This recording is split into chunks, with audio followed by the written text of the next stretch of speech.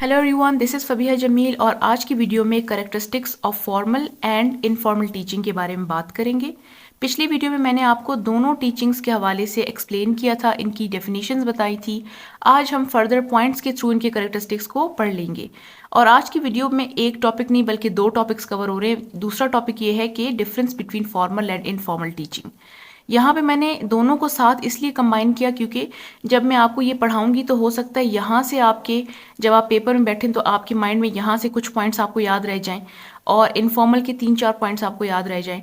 तो जब आप इसको उलट करेंगे तो ये बन जाएगा इनफॉर्मल और आप इन पॉइंट्स को उलट करेंगे तो फॉर्मल टीचिंग बन जाएगी। तो इस तरीके से मैं कोशिश करती हूँ जो ऐसी वीडियोस हों जिनका कंपैरिजन बन सकता है वो मैं कंपैरिजन में आपको करवा सकूँ, ताकि अगर करेक्टरिस्टिक्स आ जाएं तो आपने सारे फॉर्मल के ही लिखने हैं और अगर डिफरेंस आ जाए तो आप दोनों को भी अटेम्प्ट कर सके। अब बिस्मिल्लाह करते हैं। पिछली वीडियो आप लोगों ने देख लेनी है क्योंकि उसमें मैंने बेसिक डेफिनेशंस इनके बारे में आपको बता दी थी। अब हम करेक्टरिस्टिक्स के ऊपर बात करेंगे। फॉर्मल टीचिंग का सबसे पहला करेक्टरिस्टिक ये है कि यहाँ पे फॉर्मेलिटीज ऑब्जर्व की जाती हैं, यानी कि इट इज़ नेसेसरी कि आप formal teaching classroom based instruction हो, यानी कि क्लासरूम के अंदर करवाई जाए। इसके लिए यू हैव बिल्डिंग्स, इसके लिए क्लेम्ड बिल्डिंग होगी कि ये स्पेसिफिक बिल्डिंग किसी स्कूल के लिए या किसी कॉलेज या किसी यूनिवर्सिटी के लिए है, ठीक है। और यहाँ पे इनफॉर्मल टीचिंग में ऐसी कोई फॉर्मेलिटी नहीं होगी। यहाँ पे फॉर्मेलिटी होगी कि आपने यूनिफॉर्म पहननी है या स्पेसिफिक जो भी उस जगह का कोड होगा वो आपने फॉलो करना है, लेकिन इनफॉर्मल टीचिंग में ऐसी कोई फॉर्मेलिटी नहीं है। सेकंड हमारे पास ये क्या जो इसके करेक्टरिस्टिक आ जाता है वो है कि स्पेसिफिक टाइम पीरियड के लिए फॉर्मल टीचिंग होती है। फॉर एग्जांपल आपने सुबह 8 बजे जाना है और आपने 2 बजे 3 बजे या जो भी आपकी टाइमिंग है उसके अकॉर्डिंग आपने वापस आना है। उसके बाद फॉर्मल टीचिंग आपकी स्टॉप हो जाएगी, वो इंस्टीट्यूशन बंद हो जाएगा एंड दैट्स इट।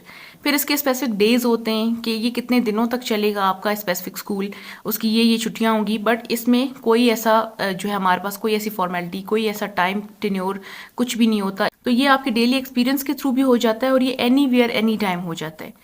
थर्ड हमारे पास होता है कि ये traditional form of learning environment के थ्रू होता है। जैसे कि मैंने आपको ऊपर बताया कि इसका एक स्पेसिफिक इन्वायरमेंट होगा, इसकी स्पेसिफिक क्लासरूम होगा, स्कूल होगा, कॉन्फ्रेंस रूम्स होंगे। स्पेसिफिकली आपने प्रेजेंटेशन देनी होगी तो प्रेजेंटेशन के लिए आपके पास सामने वो मल्टीमीडिया वगैरह लगाए जाएंगे। तो इसका एक ट्रेडिशनल जो कि हमारा बेसिक स्ट्रक्चर होता है स्कूल का या किसी इंस्टीट्यूशन का, यहाँ पे वो ऑब्जर्व किया जाएगा। और यहाँ पे एनी टाइप ऑफ सेटिंग, कहीं पे भी बैठे हैं आप, बाय रोड साइड, जैसे कि मैंने लिखा है कि आप कहीं पे भी बैठे हैं, you are learning a new thing, maybe a new behaviour, वो आपकी इनफॉर्मल टीचिंग में आ जाती है। By road side, at home, at anywhere ever you want, तो वहाँ पे आपकी इनफॉर्मल टीचिंग हो जाती है। और यहाँ पे है ये it leads two degrees and certification. Specific इसकी डिग्री होगी कि आपने अभी ये क्लास पढ़ ली है तो आपको क्वालिफाई कर दिया जाएगा, आपके रिजल्ट कार्ड्स होंगे, आपके सर्टिफिकेट्स बनना स्टार्ट होंगे। प्राइमरी बन गया, फिर सेकेंडरी बन गया, फिर फर्दर आपके कॉलेज के हायर सेकेंडरी का बन गया, ग्रेजुएशन का एंड ऑल दैट। और उसमें आपकी स्पेशलाइजेशन भी होगी कि हाँ जी ये इस चीज़ में इसने स्पेशलाइज किया है, ये साइंसेस का है, ये लाइफ साइंसेस का है, और अगला बंदा सोशल साइंस का है, तो लाइक दैट। और यहाँ पे आपकी ओवरऑल डेवलपमेंट हो रही होती है। यहाँ पे कोई सर्टिफिकेशन नहीं होता। Even if you are a doctor, आप सोशल साइंस की कोई चीज़ सीख लेते हैं, या अगर आप कोई सोशल साइंस के स्टूडेंट हैं और आप कहीं पे कुछ ऐसा सीख लेते हैं जो किसी नर्स को भी पता है, तो यहाँ पे इनफॉर्मल टीचिंग में there is no specific specialisation और डिग्री और सर्टिफिकेशन। ये आपकी ओवरऑल डेवलपमेंट हो रही होती है और ये आपकी स्पेशलाइज्ड नहीं होती, यानी कि विदाउट सर्टिफिकेशन होती है। फिर इसके बाद हमारे पास आता है स्पेसिफिक डेवलपमेंट एरियाज होते हैं इसके, यानी कि हमारे पास हर क्लास में टीचर कुछ ना कुछ ऑब्जेक्टिव्स बना के आती है कि आज हमने इनके रीडिंग स्किल पे बात करनी है, आज लर्निंग स्किल बच्चे ने सीखना है, आज कोई रिफ्लेक्स सेक्शन हमने बच्चे का अच्छा करवाना है जिसमें हम पीई क्लासेस करवाते हैं या कुछ भी, या आज हमने उसकी कोई स्पेसिफिक स्किल को पॉन्डर करके हमने उसके ऊपर काम करना है। अगर सोच के हम आए हैं कि आज का हमारा जो दिन है उधर हम इन लिस्टिंग के ऊपर बात करेंगे कि बच्चा इन लिस्ट कर सके चीज़ें, तो हम उसके हिसाब से बात करेंगे। नॉलेज स्किल के ऊपर बात कर सकते हैं, हम कंप्रहेंशन स्किल्स के ऊपर बात कर सकते हैं। तो हमारे पास यहाँ पे स्पेसिफाइड गोल्स होंगे फॉर द ईच क्लास, बल्कि स्पेसिफाइड ऑब्जेक्टिव्स होंगे। और यहाँ पे हमारी होलिस्टिक डेवलपमेंट हो रही होती है। यहाँ पे eight a time you can understand anything. यहाँ पे एट अ टाइम आप कोई भी स्किल डेवलप कर रहे होते हैं, आप स्पेसिफिकली किसी स्किल को फॉस्टर नहीं कर रहे होते। जो बंदा आपसे बात कर रहा होता है, जो आपको इनफॉर्मल टीचिंग दे रहा होता है, या आप किसी भी अपने पेरेंट्स से, किसी इंसान से बात कर रहे हैं और आपकी लर्निंग हो रही होती है, तो वहाँ पे इसका कोई ऐसा ऑब्जेक्टिव नहीं होता कि हम इनको पढ़ा रहे हैं किसी स्पेसिफिक ऑब्जेक्ट, कोई स्पेसिफिक काम सीखने के लिए।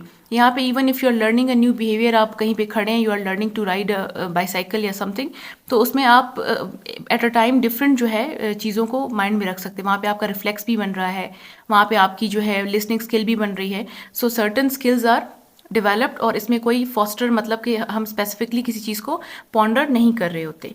फिर उसके बाद हमारे पास पॉइंट आता है कि ये, हाँ, यहाँ पे हमारे पास करिकुलम होना ज़रूरी होता है। हर क्लास का अपना करिकुलम होता है, उसके बोर्ड्स होते हैं, उनके अकॉर्डिंग वो सारे जो चैप्टर्स होते हैं वो स्पेसिफिकली स्ट्रक्चर्ड होते हैं। यानी कि चैप्टर्स बने हुए हैं, उनकी आउटलाइंस हैं कि कितनी चैप्टर्स हमारे पास एक बुक में होने चाहिए। और जैसे कि मैंने बताया कि आपका बोर्ड होता है, हर जैसे प्रोविंस का होता है, फिर फेडरल बोर्ड होता है, तो यहाँ पे करिकुलम इज़ नेसेसरी, बट यहाँ पे there is no curriculum required. तो देखिए यहाँ पे जो चीज़ हो रही है वहीं उसी चीज़ की यहाँ पे उलट हो रहा होगा। आपने थोड़ा थोड़ा सा दोनों को एक्सप्लेन करना होगा। और फिर हमारे पास है it corresponds the law and norms. इसका ये मतलब है कि आप जब फॉर्मल टीचिंग कर रहे होते हैं, देयर आर स्पेसिफिक लॉज जिनका हमें ख्याल रखना होता है, स्पेसिफिक नॉर्म्स हमारे पास।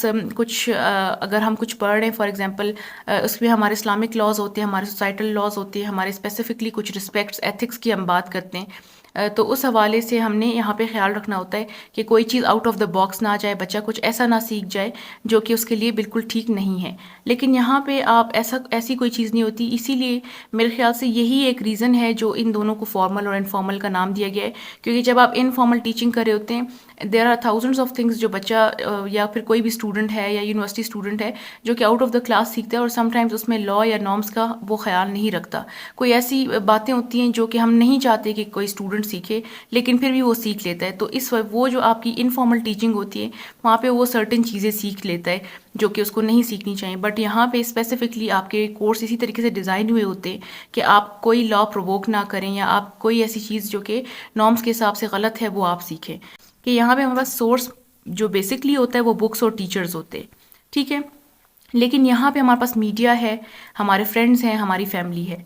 लेकिन आजकल जो हमारी टीचिंग का जो हमारा सिनारियो वास्ट हो गया है, तो हम यहाँ पे भी मीडिया को हमने इंडल्ज किया हुआ है। बेसिकली जो ट्रेडिशनल स्टडी होती थी, ट्रेडिशनल टीचिंग होती थी, इसमें यही चीज़ इस्तेमाल होती है। आप हमेशा देखेंगे लेक्चर मेथड यूज़ होगा और आपके पास बुक होगी और टीचर्स होंगे।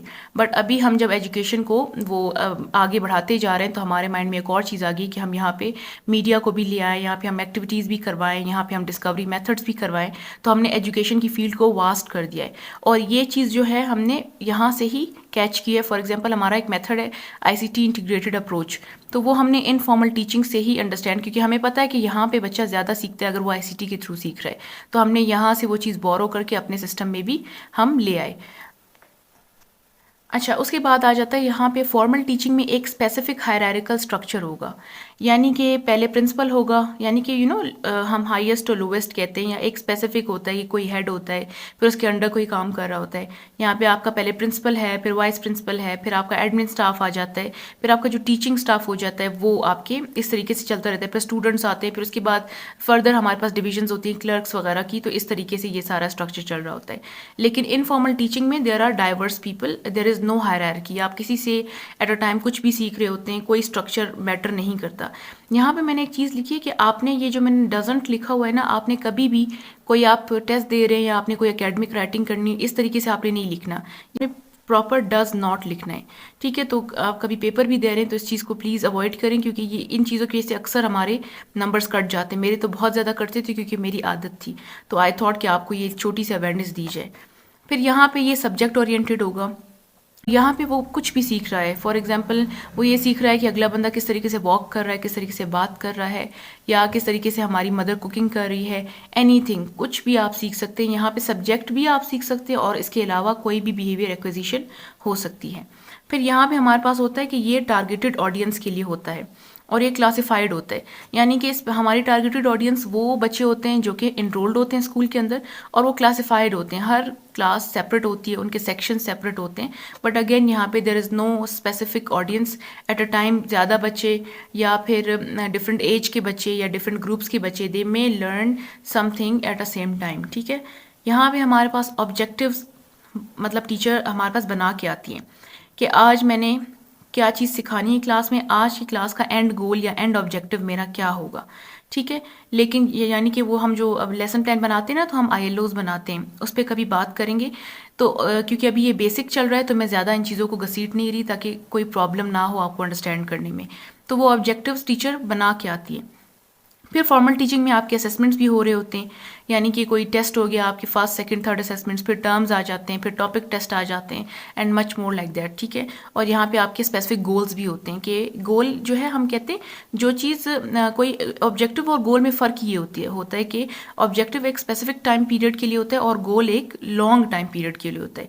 यानी कि ये एक क्लास में जो आपने चीज़ अंडरस्टैंड करवानी है ना, वो आपका ऑब्जेक्टिव हो गया। लेकिन अगर by the end of the year आप चाहते हैं कि मेरा स्टूडेंट क्या जो है बन के इस क्लास से निकले, तो आपका गोल होता है।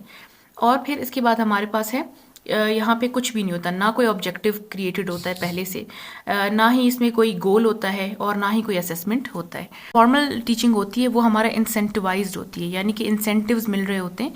इंसेंटिव वो चीज़ होती है जो कि आपको सेटिस्फेक्शन के लिए आपको कोई चीज़ दी जाती है। फॉर एग्जांपल वो पैसा हो गया, वो आपका कोई गिफ्ट हो गया, वो रिवॉर्ड हो गया, सो एनीथिंग। तो बच्चे के लिए क्या इंसेंटिव होता है कि उसको अवार्ड्स मिल रहे होते हैं अगर वो पढ़ रहा होता है, ठीक है, उसको ट्रॉफीज़ मिल रही होती हैं। और टीचर के लिए क्या इंसेंटिव है कि उसको सैलरी मिल रही होती है। तो ये हमारा जो सिस्टम होता है ये इंसेंटिवाइज्ड होता है, but it is not based upon the incentives. यहाँ पे कोई फ़ी, कोई salary, there is nothing like that. और हमारे पास जो लास्ट पॉइंट है दैट इज़ कि ये हमारा जो फॉर्मल टीचिंग होती है that has extrinsic motivation. Let me show you. अच्छा, जो हमारा फॉर्मल टीचिंग होती है उसमें हमारे पास एक्सट्रिंसिक मोटिवेशन होती है, यानी कि ऐसी कोई मोटिवेशन जो हमें मजबूर करे, आउटर मोटिवेशन कि हम स्कूल जाएं। अब हमने स्कूल क्यों जाना है? क्योंकि हमने पढ़ा लिखा बनना है, हमने जॉब लेनी है और हमारे पास जो है हमें ट्रॉफीज़ मिलनी है, अवार्ड्स मिलने हैं, ठीक है, इंसेंटिव्स मिलने हैं। तो यहाँ पे हमारे पास एक एक्सट्रिंसिक बाहर की मोटिवेशन मिल रही होती है। लेकिन ये मोस्टली इंट्रिंसिक मोटिवेशन पे बेस करता है, यानी कि if you have quest of knowledge ना, आप कुछ लर्न करना चाहते हैं, अगर आप इंट्रिंसिकली आपका दिल कर रहा है कि आप कुछ लर्न करें और आप कोई न्यू बिहेवियर सीखें, तो आप ये सीख लेते हैं, ठीक है। लेकिन अगर आपका वो नहीं है मूड सीखने का या कुछ, तो आप इनफॉर्मल टीचिंग में इंटरेस्ट नहीं लेते। यहाँ पे तो हमें पता है ना कि अगर हमने ये नहीं किया काम, हमने नहीं फॉर्मल टीचिंग गेन की, तो हमें फिर डंडे भी पड़ेंगे, हमारे जो है पेरेंट्स ने हमें आके डांटना भी है और प्रॉब्लम्स भी होंगी। तो ये सारी चीज़ें हमारे माइंड में होती है कि यहाँ पे हमारे पास पनिशमेंट और इन्फोर्समेंट दोनों चीज़ें माइंड में होती हैं कि अगर हमने नहीं किया तो पनिशमेंट हमें मिलनी है और अगर हमने कर लिया तो हमें रिवॉर्ड्स मिलने हैं। बट यहाँ पे you have that certain inner satisfaction कि मैं पढ़ लूँगा तो मैं ज़्यादा इन्फॉर्म्ड रहूँगा या रहूँगी। तो ये इन दोनों में इस स्टेज पे लास्ट हमारे पास डिफरेंस था। अभी के लिए इतना काफ़ी है आप लोग के लिए, बिकॉज यहाँ पे मैंने 14 पॉइंट्स करवाए हैं, पिछली वीडियो मिला के आपके अच्छे खासे 16-17 पॉइंट्स बन जाते हैं। और इसके अलावा ये है कि बहुत सारे और पॉइंट्स थे फॉर्मल इनफॉर्मल टीचिंग के, बट जो मेन थे, जो बहुत ज़्यादा इंटरेस्टिंग थे, बाकी इन्हीं पॉइंट्स के सब पॉइंट्स आपको मिलेंगे। तो जो मेन और इंपॉर्टेंट पॉइंट्स थे, जो बेसिक पॉइंट्स थे, वो मैंने आपको करवा लिए हैं। I hope you people like the video. If you did, kindly like, share and subscribe because this is the time when educational content needs to get promoted. Thank you so much.